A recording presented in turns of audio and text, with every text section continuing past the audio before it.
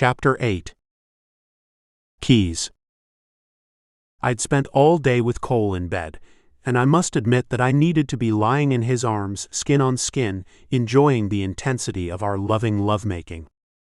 I'd lost that connection with Cole, and no doubt he'd lost it too. However, I had to get around to the garage to inspect Parker's vet, make sure the steering and the wheels were up to code, and to ensure the paint was the color of the original Parker had selected, but with a little enhancement I'd suggested. Everything had to be taken care of, because I didn't want to leave it to anyone else, since Tony had paid a lot to get the car back to its original state. It would be difficult to face Tony if something happened to the paint job or to Parker while driving this vintage Corvette. I'd been doing everything practically on my own, with Aiden assigned to Cole's Mercedes, and now I couldn't explain to Cole that I needed to hire more people for quality control, because I hadn't had time to go through their credentials, because of restoring his Mercedes and Parker's Corvette. I thought of everything I could, but there was no way I could put off handing over the keys to Parker today. He alone would castrate me if he had the chance, because he said he'd waited long enough to get behind the wheel of that car. If that hadn't been frustrating enough, now I had to check on the new people I'd managed to hire. It wouldn't look good on my part, just to turn over everything to the workers without direction, and that was what I was doing for the sake of love, and who knew what that would do to my business. Cole and I had dressed, had eaten, and it was time to get to the garage. Now to break the news.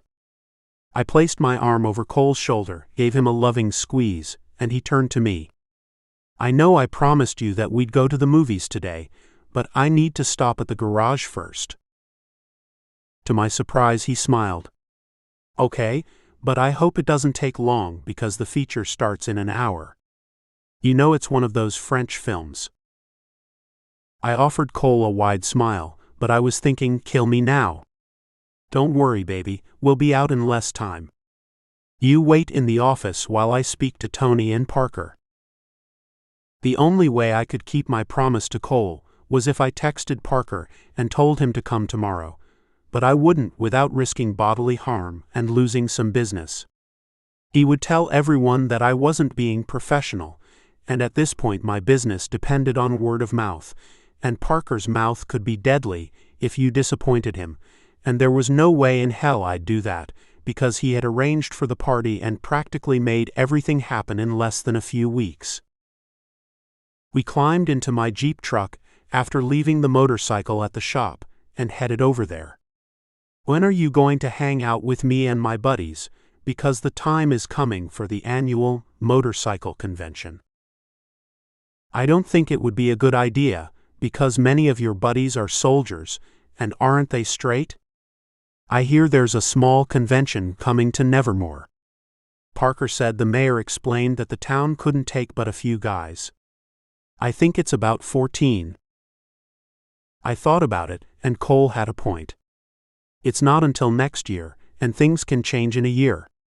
Maybe then the word will have gotten out, and no one will give a damn, or they won't invite me, therefore, who gives a fuck as long as I have you," I said, as I turned into the light traffic and rounded the corner to my garage. "I'm not going to hide you. I'm proud that I've found a person, whether man or woman, who would stick with me through the most difficult circumstances of my life. There are probably more of these guys in the closet than you realize," I assured Cole. "I'm just saying, why should you expose yourself like that and invite trouble?" Cole said. "Well, I'm not going without you," I added. "Can we talk about it another time?" Cole asked. We'd had a wonderful 2 days, and now wasn't the time to spoil any of that. I pulled up into my garage and glanced around, because I didn't have much space for all the cars I had to work on, and I didn't have the workers. I didn't know what to do, and Cole was putting pressure on me to scale down. The business had expanded the likes of I'd never seen before. Even the town was growing, and new people coming in and starting businesses were driving high-concept foreign cars, like Maseratis, Audis, and the town's favorite, a Mercedes, when a Ford or Chevy was no longer the taste of some of the townspeople, and the money was coming in regularly to those who owned businesses. Since my business was making money hand over fist, as my mother would say, I needed Brian's expertise. He should be back by now from his honeymoon, and I knew where he'd be just about now, because he was responsible for making coffee, tea, and what it was with his expertise of finding and bringing in personnel.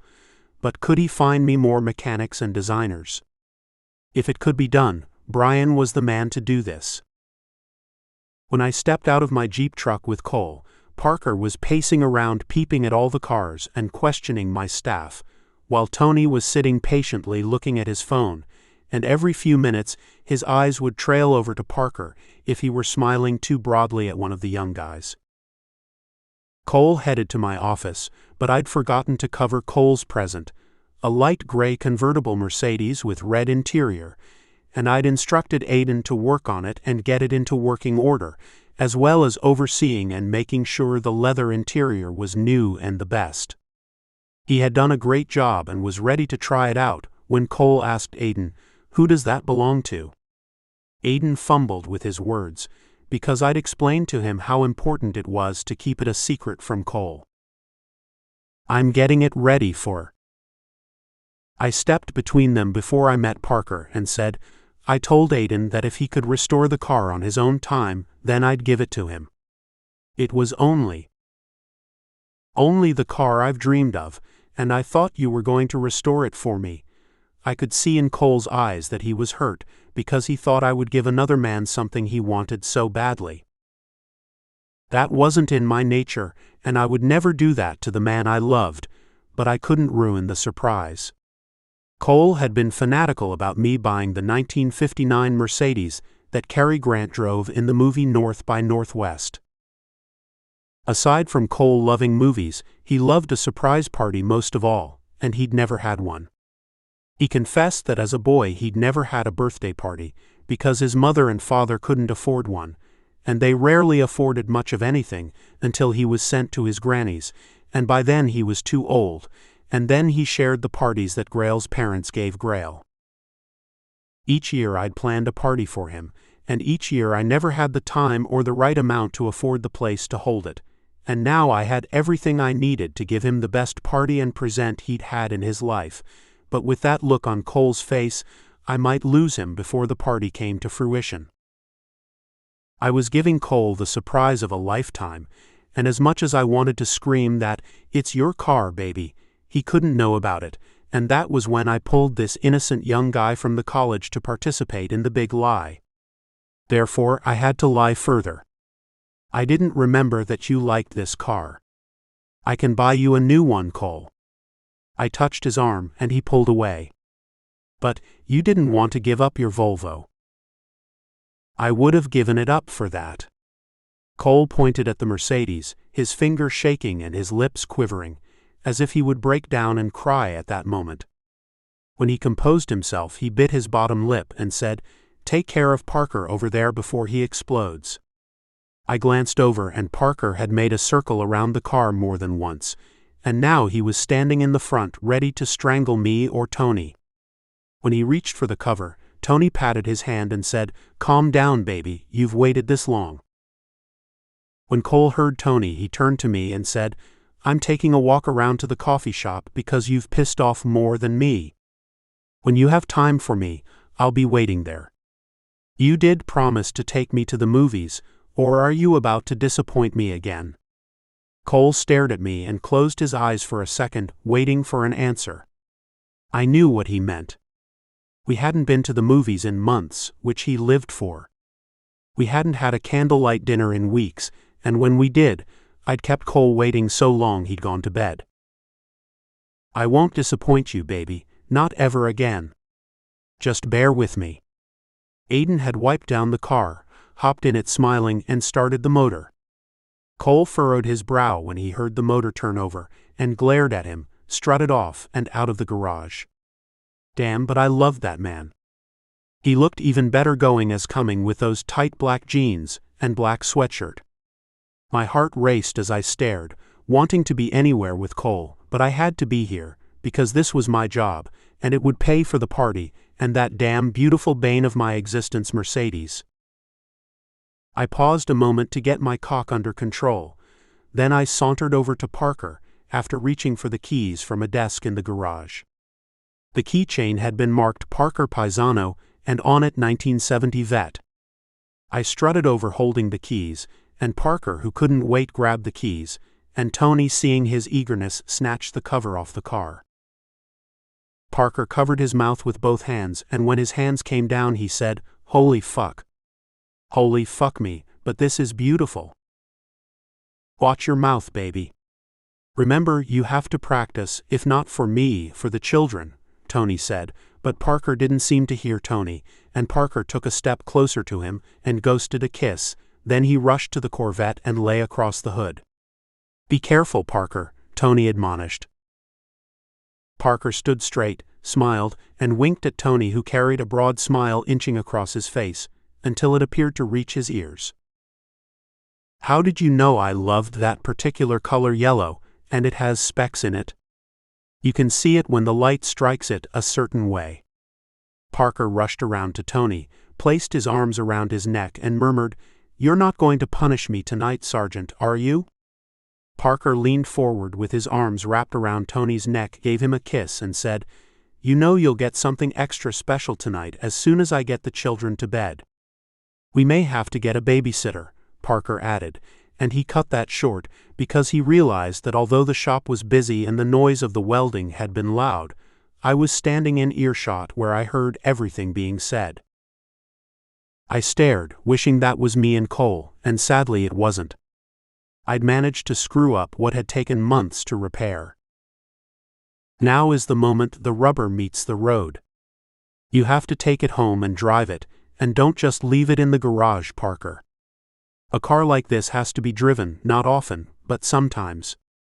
It's not a picture just to look at, I instructed, because I needed to get Tony and Parker out of the garage. But it is a work of art, Parker considered, standing back enthralled at what he was seeing. When Tony spoke, Parker came out of his trance. "Parker, baby, drive it home because I have to get to the construction site. I'm showing Chad and Taylor the plans for their new home. I had a friend who worked on homes for disabled vets draw up plans. Chad is going to sell me and Parker his mansion as soon as he can get his brother Cody on board," Tony said, turning to me. "What, his uptight brother Cody?" Parker said to Tony, "That stick-up-his-ass will never do that." "He's in love, or so I hear," I said. "That's the word around Nevermore, but I'll believe it when I see it," Parker added. "I have to go, baby." "I'll see you for dinner," Tony said to Parker, who was ready to gossip, but I had no time for any of that. I had to get the fuck out of this shop and get over to Cole. "How are you coming with the invites and the decoration of the mansion?" I inquired as Parker was kissing the hood of the vet and lying face down on it one more time. "You have to be careful, it has its original frame." "What do you mean, I can't lie naked on it?" Parker inquired. "Not if you drive it first, because if you attempt that, the engine will be hot, and unless you want that emblem branded on your ass, you'd better think of another way to get Tony's attention. I've warned you, anything else you do, it's at your own risk." Parker twisted his mouth. Now I'd heard about his past exploits, and his fondness to do things to get Tony's attention, but this was ridiculous, and I didn't have time to listen to Parker's rant. He had his car, and now I had to leave before I'd be forced to do something as stupid as that, to get Cole to reconsider not leaving me, if he thought about it, which I thought he was doing now. I reached for my keys in my pocket along with my phone. I had to shoot off a quick text. "I don't have much time, Parker, because Cole thought I had given his car to Aiden over there." I pointed at Aiden driving back into the shop and stepping out of the car. Parker's gaze followed where my finger had pointed. "Shit, he's cute, and can you blame Cole? Young, cute dude full of tattoos and muscles, riding around in husband's car. Husband spends hours in the shop next to the young, cute dude at night, and he doesn't come home until wee hours of the morning and gets into bed and falls asleep. Neglects husband. What do you want Cole to think? What would you think? Where's the trust? I bellowed, falling into Parker's creative narrative as I texted Cole not to leave until I could get to the coffee shop, my fingers working quickly as I listened to Parker and tried to push him into the vet. He had his car. Now get the fuck out of here, Parker. That's what I wanted to say, but didn't. The only way to build trust is over time, and your relationship is still new, he said, cutting through my thoughts with him sitting in his car. And so is your relationship, I said, meeting Parker's eyes as he drove to the exit, stopped, and shouted at me as I climbed into my Jeep. But it's different between me and Tony.